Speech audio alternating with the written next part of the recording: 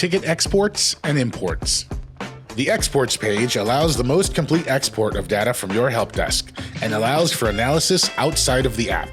Click the download arrow icon above the settings gear to get to the exports menu. Here, you can see a list of prior exports and their status. Click New Exports and enter your chosen parameters to start a new job.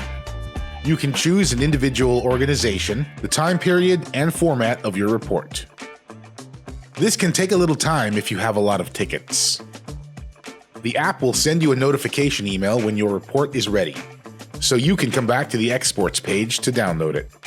If you're exporting JSON to re-import it into another Cloud Help Desk organization or account, ensure you use the exports page and not the reports page. Both offer a JSON export, but the quick report JSON lacks the detail required by the importer. If you still have tickets you're bringing over from the legacy on-premises Spiceworks application, you can import them into Cloud Help Desk.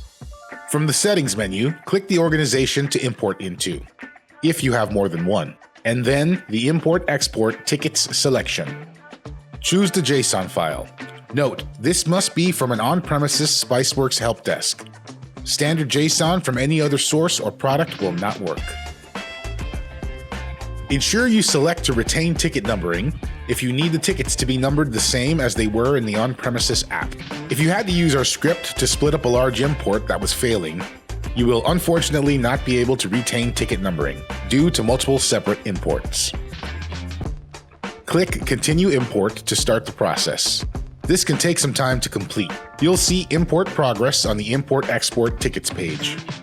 For more information, go to spiceworks.com/chd.